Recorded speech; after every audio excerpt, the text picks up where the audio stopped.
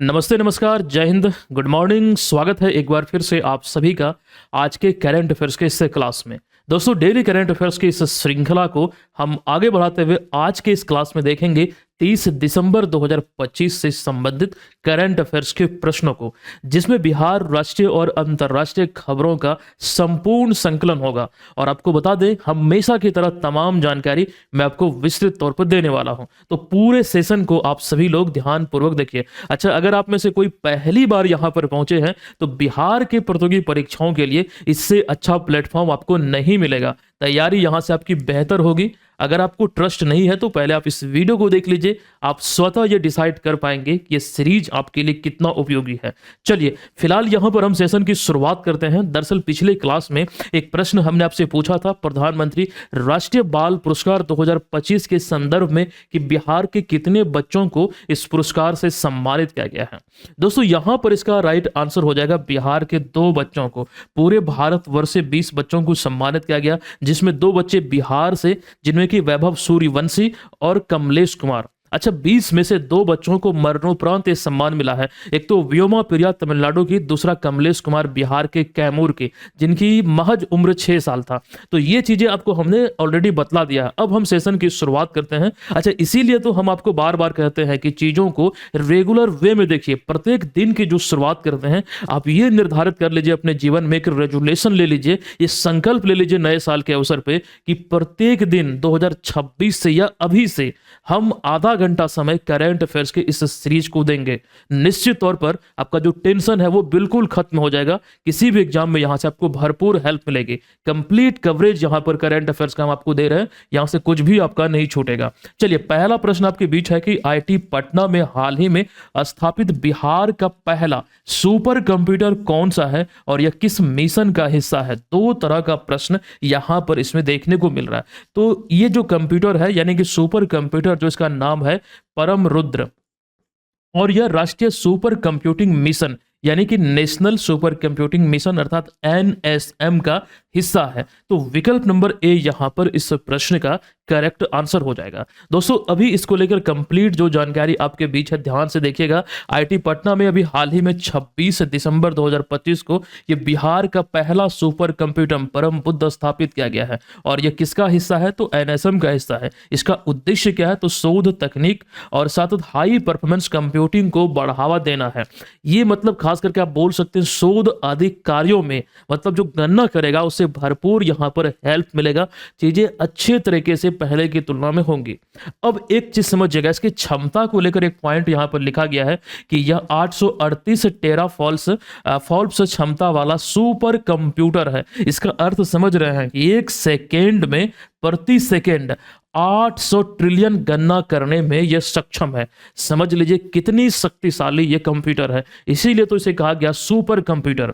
अब यहां पर यह है कि इसमें 180 high performance compute nodes, GPU और हाई मेमोरी नोड्स आदि शामिल है, जो इसकी एक प्रकार से आप बोल सकते हैं विशेषताओं में शामिल है।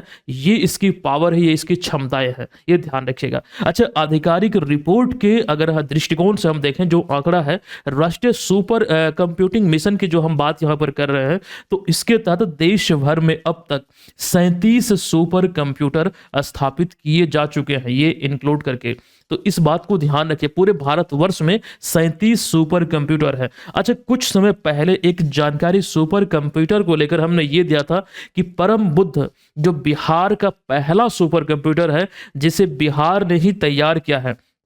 वर्ष 2024 में बिहार ने अपना खुद का पहला सुपर कंप्यूटर परम बुद्ध लॉन्च किया था, जिसे पटना के सीडेक केंद्र द्वारा तैयार किया गया था।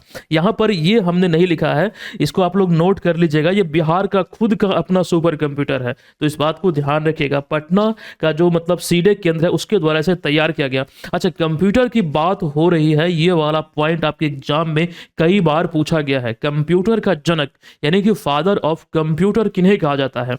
तो ये ब्रिटिश गणितज्ञ चार्ल्स बेबेज को कंप्यूटर का जनक कहा जाता है। ये बहुत सिंपल सा पॉइंट है। कई बार ये चीज़ें आपको एग्जाम में पहले भी देखने को मिला है, तो इन सारे चीज़ों को यहाँ पर आप लोग ध्यान रखिएगा। बिहार के लिए एक बड़ी उपलब्धि स्वरूप आप इसको देख सकते हैं। प्रश्न इस तरह के तथ्यों से आपके एग्जाम में बन सकते हैं या फिर बनते हैं। अब आ जाइए यहाँ पर दूसरे प्रश्न पे। निम्न में से किस राज्य सरकार ने कृषि क्षेत्र में किसानों को बेहतर सेवाएं देने और धोखाधड़ी रोकने के लिए वीकली जीरो ऑफिस डे योजना शुरू किया है? यानी कि सप्ताह में एक दिन ये योजना संचालित होगा। मतलब जो अधिकारी होंगे वो ऑफिस से बाहर निकलेंगे, अपने क्षेत्र में जाकर घूमेंगे और इस तरह की मतलब धोखाधड़ी जालसाजी का पता लगाएंगे। अब यहाँ पर देखिए, इसका राइट आंसर है बिहार सरकार ने ऐसी घोषणा किया है। अब यहाँ पर विकल्प नंबर ए इसका करेक्ट आंसर है। देखिए, बिहार में रबी फसलों के दौरान खाद की कालाबाजारी को रोकने के लिए कृषि विभाग ने साप्ताहिक जीरो ऑफिस डे शुरू किया है, जिसमें जिला स्तर से लेकर ब्लॉक स्तर के अधिकारी उर्वरक व्यापार प्रतिष्ठानों का निरीक्षण करेंगे ताकि स्टॉक और बिक्री में अनियमितताओं का पता लगाया जा सके और तत्काल उन पर कार्रवाई की जा सके। जो इसमें एक प्रकार से आप देख सकते हैं कि धोखाधड़ी होती है, खास करके खाद की जो कालाबाजारी इस समय हो रही है, खाद उपलब्ध नहीं हो पाता है, ब्लैक से बेचा जाता है, तो इसी को रोकने का एक प्रयास है और यही उद्देश्य को लेकर अभी हाल ही में ये बिहार सरकार द्वारा शुरू किया गया है। इतना ध्यान रखिएगा, एक प्रकार से इसे इंपॉर्टेंट प्रश्नों में शामिल रखिएगा। अब रबी फसल की जो हम बात कर रहे हैं, ये चीजें अभी हम आगे देखेंगे, लेकिन क्योंकि बात यहां पर कृषि की हो रही है तो वर्तमान में बिहार के कृषि मंत्री कौन है? अब तक बिहार के कृषि मंत्री की बात करें तो अब उसे भूल जाइए, लेकिन अभी यहां पर आप देखेंगे बिहार के कृषि मंत्री कौन है। तो वर्तमान में जो नवंबर 2025 में जो नया मंत्रिमंडल गठित हुआ है, उसके आधार पर बिहार के कृषि मंत्री रामकृपाल यादव हैं। ध्यान रखिएगा, ये तमाम चीजें जो नए मंत्रिमंडल से रिलेट करती है, हो सकता है कि आगामी एग्जाम में एक प्रश्न के रूप में आपको देखने को मिले। अच्छा दोस्तों, यहां पर एक अपडेट आप सबों को देना है। जैसे मंत्रिमंडल की हमने बात किया या फिर वो सारी चीजें जो बिहार से संबंधित है, जो बिहार करंट अफेयर्स में मूलतः शामिल है, तो जनवरी 2025 से दिसंबर 2025 तक का जो वार्षिकांक पीडीएफ है, ऐसे तो मंथली आपको मिलता आया है, लेकिन जो ईयरली पीडीएफ है वो जल्द 1 से 2 दिन में आपको मिल जाएगा आपके कोर्स में, विजेता बैच में, बीएम ऑनलाइन लर्निंग एप्लीकेशन पे।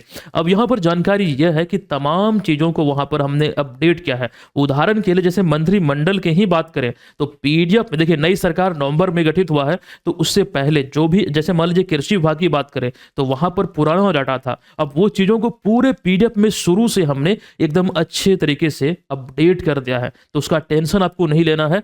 बस 1 से 2 दिन का इंतजार कीजिए, पीडीएफ आपको मिल जाएगा। सूचना हम आपको दे देंगे टेलीग्राम और एप्लीकेशन पे, तो आप लोग डाउनलोड कर लीजिएगा। अच्छा, रबी फसल और खरीफ फसल में जो एग्जाम्पल है या फिर जो इसकी परिभाषा है, किस प्रकार से आप इसे परिभाषित कर सकते हैं, ये इंपॉर्टेंट है, क्योंकि कई बार हो सकता है एग्जाम में ये पूछा जाए कि इनमें से कौन रबी फसल का उदाहरण है और इनमें से कौन खरीफ फसल का उदाहरण है। तो ध्यान दीजिएगा, शॉर्ट में से हम समझते हैं। अगर रबी फसल देखें तो सामान्यतः अक्टूबर नवंबर के आसपास बोई जाती है और मार्च अप्रैल में ये काट ली जाती है। इसकी बुआई के समय कम तापमान तथा पकते समय शुष्क और गर्म वातावरण होना आवश्यक है। उदाहरण के लिए जैसे गेहूं, जौ, आलू, चना, मसूर, अलसी, मटर, सरसों आदि ये ठंडे के समय में बोई जाती है। और गर्मी के समय बोने जाने वाले फसल जो जून जुलाई महीने में बोया जाता है, जिसमें कि चावल, ज्वार, बाजरा, मक्का, मूंग, मूंगफली, गन्ना, सोयाबीन और कपास आदि, ये सभी जो है खरीफ फसल के मतलब कि उदाहरण है। इसको ध्यान रखिएगा। तो एक छोटा सा जो एग्जाम्पल है, इसके माध्यम से यहाँ पर ये चीजें हमने समझा दिया। और ऐसा नहीं है कि ये इंपॉर्टेंट नहीं है, वीवीआई में रखिएगा, क्योंकि अगर आपसे पूछ लिया गया, आप वहां पर अगर गलती कर दिए तो बड़ा अफसोस होगा। एक छोटा सा प्रश्न यहां पर आपका गलत हो जाएगा। चलिए, तीसरा प्रश्न आपके मध्य है कि राष्ट्रपति द्रौपदी मुर्मू द्वारा 25 दिसंबर 2025 को संथाली भाषा में भारतीय संविधान का विमोचन किस लिपि में प्रकाशित संस्करण के रूप में किया गया है? अब देखिएगा, प्रश्न को हमने किस रूप में लिखा है। अभी तो आपको यह ध्यान रखना है कि संथाली भाषा में भारतीय संविधान का विमोचन इनके द्वारा किया गया है, ये तो खबरों में है ही, संथाली भाषा में किया गया है। लेकिन संथाली भाषा में जो किया गया है, ये आपको ध्यान रखना किस लिपि में। तो आपको बता दें, इसका राइट आंसर है ओल चिकी लिपि। इस लिपि का नाम है ओल चिकी। अब इससे संबंधित डिटेल में तमाम जानकारी आप याद रखिए, अगर यहां से एग्जाम में प्रश्न बने तो वो आपका हर हाल में सॉल्व हो। देखिए, राष्ट्रपति द्रौपदी मुर्मू भारत की दूसरी महिला राष्ट्रपति है प्रतिभा देवी सिंह पाटिल के बाद, और आदिवासी समुदाय से आने वाली पहली महिला राष्ट्रपति है। 15 नहीं बल्कि 25 दिसंबर 2025 को नई दिल्ली राष्ट्रपति भवन में आयोजित एक विशेष समारोह में संथाली भाषा में भारतीय संविधान का इन्होंने विमोचन किया, और ये जो संविधान की प्रति है ये ओल चिकी लिपि में प्रकाशित किया गया है। अच्छा, संथाली भाषा में संविधान की यह उपलब्धता जो अब इसका विमोचन किया जा चुका है, यहां पर आपको ध्यान रखना अधिकारों, कर्तव्यों और संवैधानिक मूल्यों को अधिक सुलभ बनाकर आदिवासी समुदाय को सशक्त बनाएगी। मतलब उनकी सशक्तिकरण की दिशा में एक प्रकार से आप बोल सकते हैं कि मील का पत्थर यह साबित होगा। अब यहां पर ध्यान देने वाली बात यह है, संथाली भाषा को लेकर जो हम चर्चा कर रहे हैं, अच्छा ये तो लिपि है ओल चिकी लिपि, इसको लेकर जानकारी आगे हम देखेंगे, लेकिन ओल चिकी लिपि के अंतर्गत अभी हमने चर्चा किया संथाली भाषा की। तो 292वां संविधान संशोधन अधिनियम 2023 नहीं बल्कि 2003, ये बहुत फेमस है, कई बार हमने आपको पढ़ाया है। इसके तहत 8वीं अनुसूची में संथाली भाषा को शामिल किया गया था। 8वीं अनुसूची में बिहार की एकमात्र भाषा शामिल है, वो कौन सी है? तो मैथिली है, ये आप लोग जानते हैं, तो इसको ये ध्यान आप लोग रखिएगा।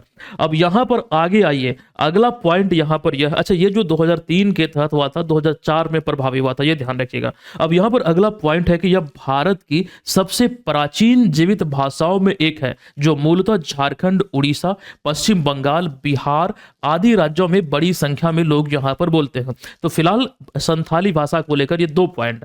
अब ओल चिकी लिपि, तो इसको देखने का प्रयास कीजिएगा। देखिए, ओल चिकी लिपि एक भारतीय लिपि है जो संथाली भाषा लिखने में प्रयुक्त होती है। इसका आविष्कार रघुनाथ मुर्मू ने वर्ष 1925 में किया था। केवल इतना ही नहीं, 2025 में ओल चिकी लिपि का शताब्दी वर्ष मनाया जा रहा है। तो यहां पर ये इंपॉर्टेंट है, ये वाला भी एक प्रश्न के रूप में, और ये तमाम रीजन है जो यहां पर आपको देखने को मिलता है कि इस लिपि में संविधान की एक प्रति का विमोचन किया गया है। ये तमाम बातें ध्यान रखिए। और रघुनाथ मुर्मू की जो हम बात कर रहे हैं, जो ओल चिकी लिपि के आविष्कारक माने जाते हैं, 1925 में इन्होंने तैयार किया था। देखिए हमने लिखा भी है, इन्हें आप यहाँ पर तस्वीर में देख रहे हैं। दोस्तों यहाँ पर और भी अतिरिक्त जानकारी हम आपको देंगे। देखिए, संविधान की चूंकि हमने चर्चा किया है, भारतीय संविधान से जुड़े हुए ये कुछ वैसे पॉइंट हैं जो आपको हर हाल में ध्यान रखना है। भले ही ये बेसिक से हैं, लेकिन कई बार एग्जाम में पूछे गए हैं। ये सारे जो तथ्य हैं पूछे जाने की संभावना है परीक्षाओं में। तो सर्वप्रथम संविधान सभा की जो बैठक थी, या फिर पहली बैठक 9 दिसंबर 1946 को हुई थी। संविधान सभा के अस्थायी अध्यक्ष कौन थे? डॉक्टर सच्चिदानंद सिन्हा। प्रारूप समिति के अध्यक्ष डॉक्टर भीमराव अंबेडकर। भारतीय संविधान को अंगीकार कब किया गया था? 26 नवंबर 1949 को। लागू कब हुआ? तो 26 जनवरी 1950 को। अगला कि संविधान में भारत वर्णित है राज्यों के संघ के रूप में। भारत का संवैधानिक अध्यक्ष राष्ट्रपति होते हैं। मिनी संविधान या फिर मिनी कॉन्स्टिट्यूशन कहा जाता है 42वें संविधान संशोधन को। अच्छा, संविधान का रक्षक कौन कहलाता है? तो उच्चतम न्यायालय यानी कि सर्वोच्च न्यायालय को कहा जाता है। आप लोग चाहें तो इसका स्क्रीनशॉट ले सकते हैं। फिलहाल हम इसे स्किप करते हुए चलते हैं अगले प्रश्न पे। देखिए, अगला प्रश्न आपके बीच है, एक इंपॉर्टेंट जानकारी है, प्रश्न में शामिल है कि हाल ही में 33 वर्षों के अंतराल के बाद किस राज्य को पुनः टाइगर स्टेट का दर्जा प्राप्त हुआ है? टाइगर स्टेट्स का जो दर्जा था पहले भी गुजरात को प्राप्त था, लेकिन वो छीन लिया गया था। लेकिन अब पुनः से 33 वर्षों के बाद ये मतलब स्टेट का दर्जा गुजरात को मिला है। अब चीजों को समझिए, डिटेल में देखिए। नेशनल टाइगर कंजर्वेशन अथॉरिटी की ओर से जारी रिपोर्ट के अनुसार गुजरात एक बार फिर टाइगर स्टेट बन गया है। दरअसल अभी हाल ही में गुजरात में 33 साल के बाद टाइगर की यानी कि बाघ की मौजूदगी पाई गई है। हालांकि पिछली बार साल 1989 में 1989 के जनगणना में बाघों के पंजों के निशान यहां पर गुजरात में मिले थे, लेकिन उनकी मौजूदगी वास्तव में मतलब इसकी पुष्टि नहीं हो पाए थे। लेकिन आपको ध्यान रखना, 1992 की बाघ गणना में फोटोग्राफिक और ठोस प्रमाणों के आधार गुजरात को इस सूची से बाहर कर दिया था। जो मतलब यहाँ पर ठोस प्रमाण नहीं मिला था, इसके अभाव में इस सूची से बाहर किया गया।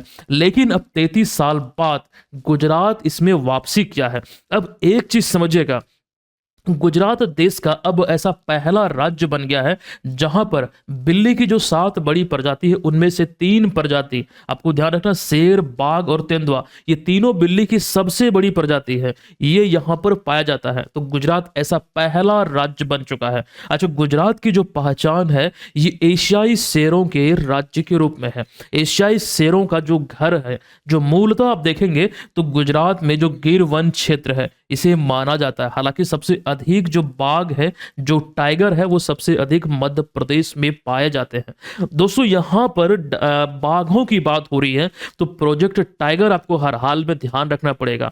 प्रोजेक्ट टाइगर का भी हाल ही में 50 वर्ष पूरा हुआ था। इस अवसर पर कर्नाटक के मैसूर में आपको ध्यान रखना है 9 अप्रैल 2023 को प्रधानमंत्री नरेंद्र मोदी द्वारा इंटरनेशनल बिग कैट अलायंस की शुरुआत किया गया था।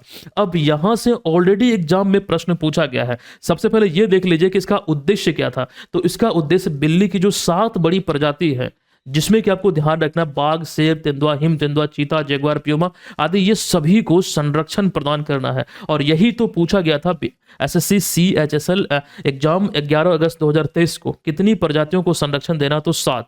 ये चीज ध्यान रखिए। अच्छा, 16वां ब्रिक्स शिखर सम्मेलन जो कजान रशिया में आयोजित हुआ था, जहां पर इसको स्वीकार किया गया था ब्रिक्स देशों के द्वारा, ये चीज ध्यान रखिए। प्रोजेक्ट टाइगर की शुरुआत 1 अप्रैल 1973 को हुई थी। तत्कालीन जो प्रधानमंत्री थी इंदिरा गांधी थे।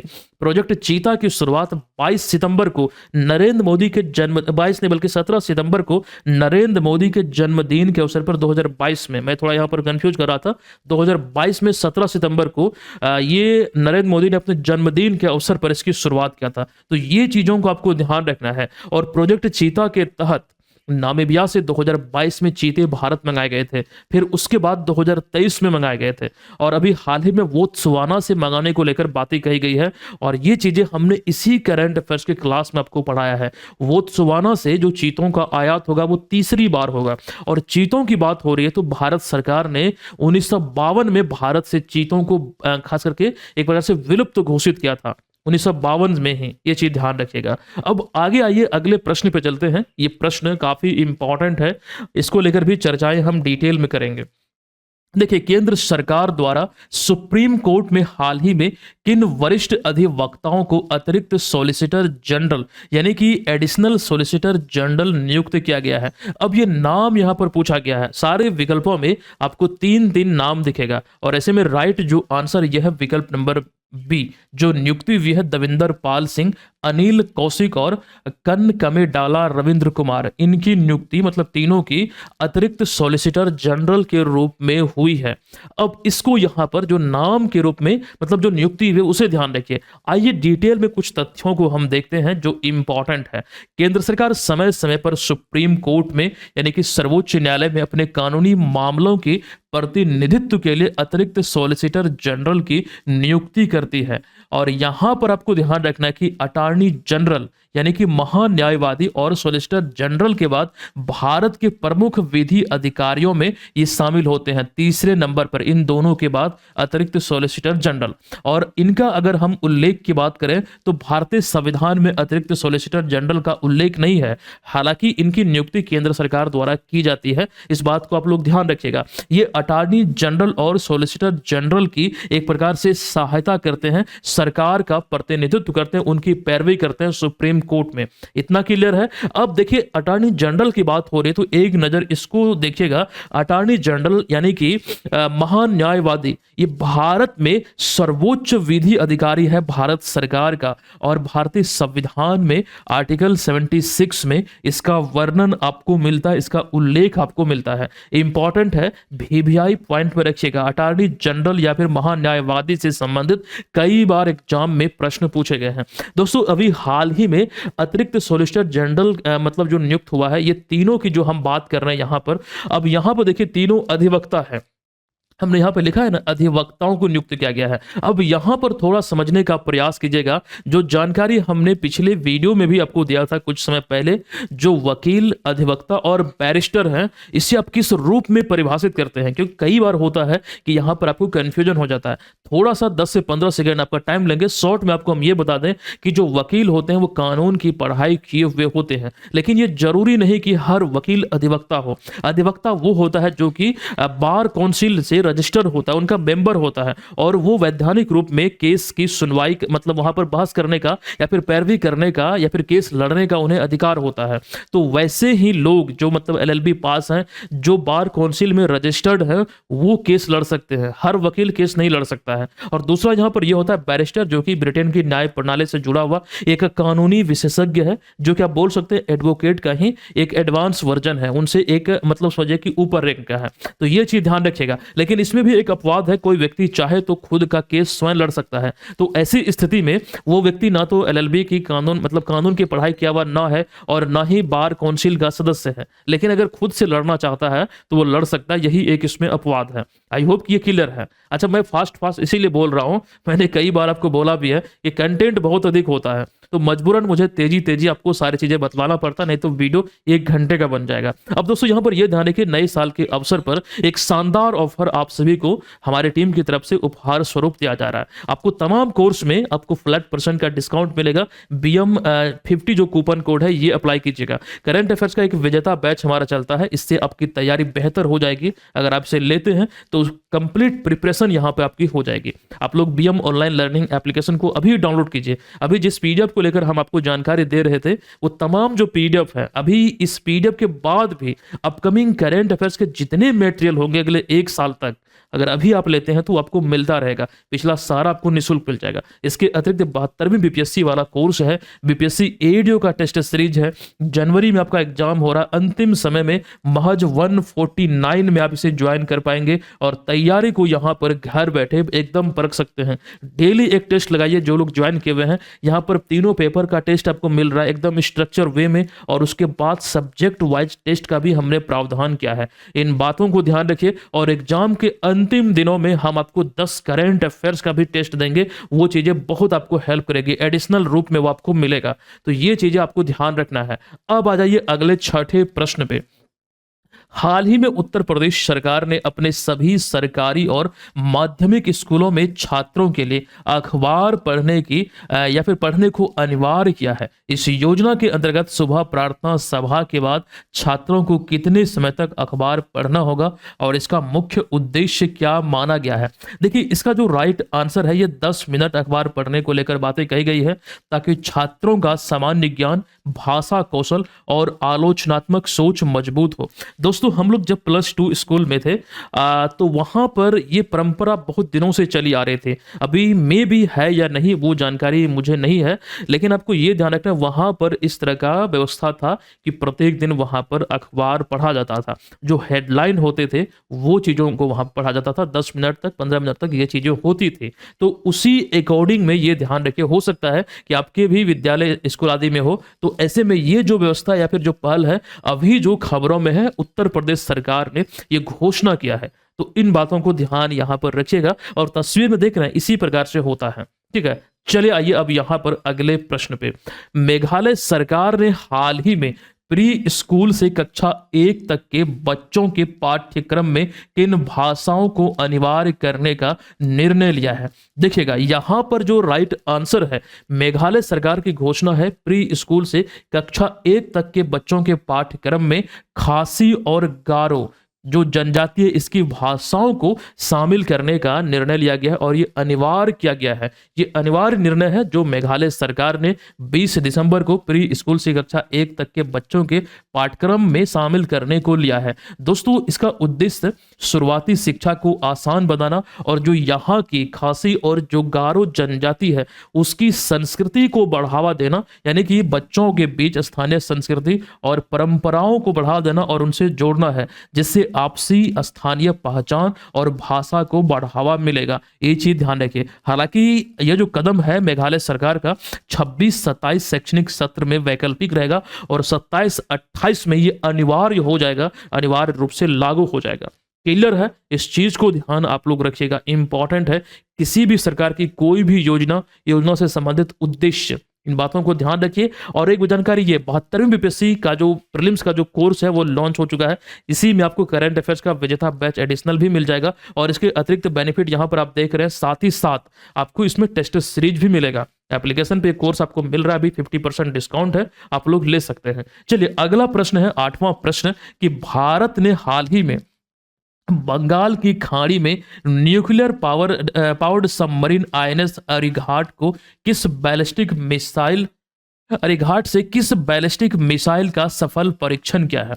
देखिए, इस बैलिस्टिक मिसाइल का जो नाम है यह है K4, यानी कि विकल्प नंबर सी इस प्रश्न का राइट आंसर हो जाएगा। दोस्तों इसे आप यहां पर देख रहे हैं, भारत ने अपनी समुद्री परमाणु क्षमता को सुदृढ़ करते हुए आईएनएस अरिघाट से K4 बैलिस्टिक मिसाइल का अभी हाल ही में सफल परीक्षण किया है। इस मिसाइल की मारक क्षमता 3500 किलोमीटर है, जो इसे लंबी दूरी की रणनीतिक मिसाइल बनाती है। डीआरडीओ ने 23 दिसंबर 2025 को बंगाल की खाड़ी में विशाखापत्तनम के तट पर अभी हाल ही में इसका खास करके बोल सकते हैं परीक्षण किया है, जो एक सफल परीक्षण रहा है। इन बातों को ध्यान रखिएगा, कब किया गया। अच्छा, एक जरूरी जानकारी ये होती है कि कहां से, मतलब किस आईएनएस से, तो आईएनएस अरिघाट से। और विशेष बात, जो मिसाइल है, जो K4 जो मिसाइल है, किस प्रकार की मिसाइल है, तो बैलिस्टिक मिसाइल है। ये टाइप होता है मिसाइलों का। उसी संदर्भ में एक पॉइंट यहां पर यह है कि K4 एक सबमरीन लॉन्च्ड बैलिस्टिक मिसाइल है, यानी कि पनडुब्बी से फायर की जाने वाली लंबी दूरी की बैलिस्टिक मिसाइल, जिनकी क्षमता 3500 किलोमीटर है। और इसके साथ ही भारत उन देशों में शामिल हो गया जिसके पास समुद्र के अंदर पानी से, जमीन और आसमान से फायर की जाने वाली मिसाइल्स हैं। मतलब भारत उन देशों, उन चुनिंदे देशों में शामिल किया गया। अब समुद्र से भी मिसाइल दागा जा सकता है, और इसकी मारक क्षमता है 3500 किलोमीटर, पलक झपकते पाकिस्तान को ध्वस्त कर सकता है। तो इन बातों को यहां पर ध्यान रखिए। चलिए आइए अगले प्रश्न पे। अगला है, निम्नलिखित कथनों पर विचार करें। देखिए, काफी इंपॉर्टेंट है, कथन वाला प्रश्न है, और इस तरह के भी प्रश्नों को ध्यान में रखिए। प्रत्येक दिन हम 1 से 2 प्रश्न इस तरह का आपको देते हैं। तो 26 दिसंबर 2025 को वीर बाल दिवस मनाया गया। बिल्कुल ये सत्य है। राष्ट्रपति द्रौपदी मुर्मू द्वारा 20 बच्चों को प्रधानमंत्री राष्ट्रीय बाल पुरस्कार से, मतलब बाल पुरस्कार प्रदान किया गया इसी अवसर पर, यह भी सत्य है। बिहार के 2 बच्चों को प्रधानमंत्री राष्ट्रीय बाल पुरस्कार मिला, यह भी सत्य है। अगला है कि इस बार बिहार के किसी बच्चों को यह पुरस्कार नहीं मिला, यह असत्य है। तो यहां पर 1, 2 और 3 कथन सही है। देख लीजिए किस विकल्प में है, तो केवल 1, 2 और 3 ये कथन यहां पर सही आपका हो जाएगा, विकल्प नंबर डी। अच्छा, पिछले वीडियो में किसी ने कमेंट किया था, हमने ये बार बार 2-3 बार आपको बतला दिया कि बिहार के 2 बच्चों को पुरस्कार मिला है, पूरे भारत से 20 बच्चों को, और जो पुरस्कार दिया गया द्रौपदी मुर्मू द्वारा दिया गया।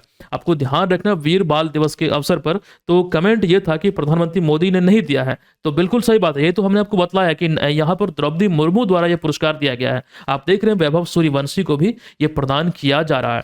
तो यहाँ पर वही जानकारी है, 20 बच्चों को दिया गया 26 दिसंबर को, और इन 20 बच्चों में से बिहार के 2 हैं, वैभव सूर्यवंशी और कमलेश कुमार, और मरणोपरांत 2 बच्चों को यह पुरस्कार मिला है, तमिलनाडु के व्योमा प्रिया 6 वर्ष की, कमलेश कुमार 11 साल के। तो यहाँ पर ये चीजों को आपको यहाँ पर ध्यान रखना है। और खास करके कमलेश कुमार और वैभव सूर्यवंशी को खेल और वीरता कैटेगरी में यह पुरस्कार मिला है। कल भी हम ये चीजों को डिस्कस आपके बीच किए थे, अभी हम डिस्कस नहीं करेंगे। चलते हैं अगले प्रश्न पे। अच्छा, ये जानकारी जरूर ध्यान रखिएगा, यहां से ऑलरेडी बीपीएससी एग्जाम में प्रश्न बना है।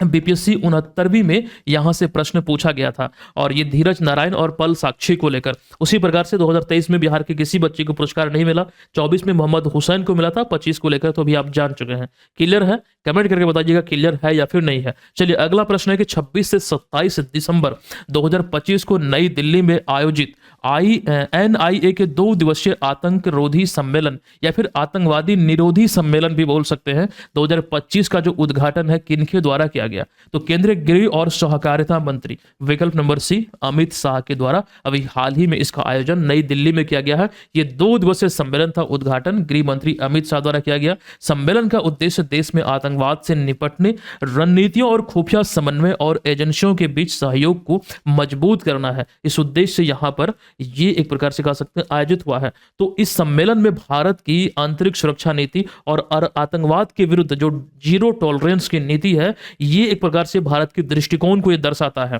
ये तमाम बातों को ध्यान रखिए। अभी हाल ही में जो इसका आयोजन है, ये 2 दिवसीय आयोजन नई दिल्ली में हुआ है।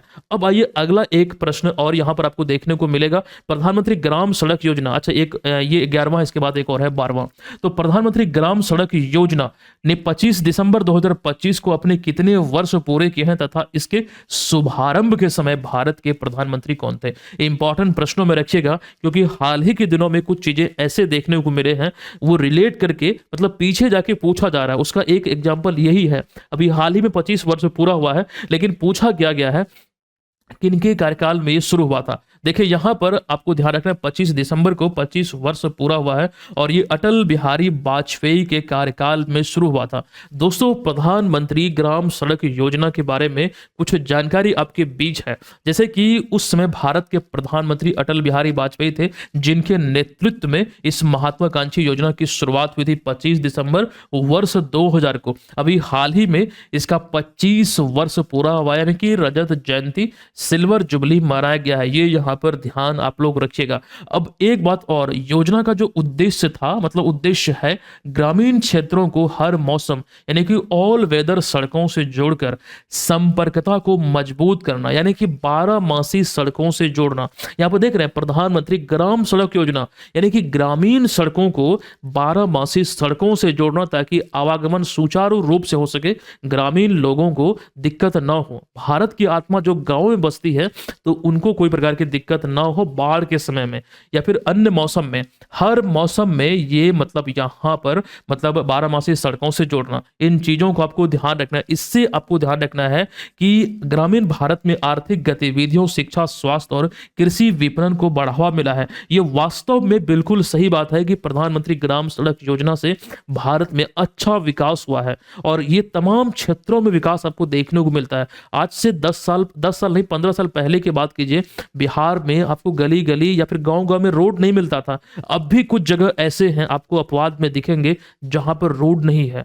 तो ये चीजें हो रही है धीरे धीरे, इन बातों को ध्यान रखिए। और इसका एक प्रकार से अब जीता जागता उदाहरण है ये योजना। और इस योजना में जो भी कमी है, कुछ भी आपको दिखता है कि इसमें फ्रॉड हो रहा है, तो इसके लिए सरकार ने एक ऐप लॉन्च किया था 20 जुलाई 2015 को, मेरी सड़क नाम से, जिसके माध्यम से आम नागरिक इससे मतलब शिकायत दर्ज कर सकते हैं। कोई दिक्कत है, ये अब भी सक्रिय है, कोई भी दिक्कत है आप यहाँ पर शिकायत दर्ज कर सकते हैं और इसमें एक प्रकार से आप बोल सकते हैं कानूनी कार्रवाई भी होती है। अगला प्रश्न है कि अनु गर्ग हाल ही में उड़ीसा की पहली महिला मुख्य सचिव बनी है। तो ये तो इंपॉर्टेंट है ही, उड़ीसा की पहली महिला मुख्य सचिव बनी है अनु गर्ग, अभी हाल ही में दिसंबर 2025 में। तो वर्तमान में बिहार के मुख्य सचिव कौन है? बिहार के मौजूदा मुख्य सचिव हैं प्रत्यय अमृत। विकल्प नंबर ए यहां पर इसका राइट आंसर हो जाएगा। ठीक है, क्लियर है, विकल्प नंबर ए इसका राइट आंसर है। और दोस्तों ये रहा आज के इस क्लास का प्रश्न, जिसका आंसर आप सभी को कमेंट बॉक्स में लिखना है। प्रश्न देख लीजिए क्या है कि भारत में 26-27 वित्तीय वर्ष से 3 वित्तीय वर्षों के लिए संकेतात्मक बजट तैयार करने की जो रोलिंग बजट प्रणाली है लागू करने वाला पहला राज्य कौन होगा भारत में? इसका आंसर आप लोग लिखिएगा। रोलिंग बजट क्या होता है डिटेल भी हम आपको बतला चुके हैं। अब वीडियो को समाप्त करते हैं। जो ऑफर को लेकर हम आपको जानकारी दिए थे, नए साल के अवसर पर यह ऑफर आप सभी के लिए उपलब्ध है। अभी भी हम ऑनलाइन लर्निंग एप्लीकेशन को डाउनलोड कीजिए प्ले स्टोर से। करेंट अफेयर्स का ये विजेता बैच और इसके अतिरिक्त अन्य सारे कोर्स जो भी आपको लेना है आप यहां से ले सकते हैं। एक शानदार ऑफर है, मैंने आपको बोला है, पुनः मैं बोल दूं कि जनवरी 2025 से बिहार में एग्जाम का दौर आ रहा है। तो ये दौर जो है ये आपको सफल करे, उस दिशा में आपको मेहनत करना पड़ेगा। दोस्तों हम मिलते हैं आपसे नेक्स्ट क्लास में, तब तक के लिए धन्यवाद। जय हिंद।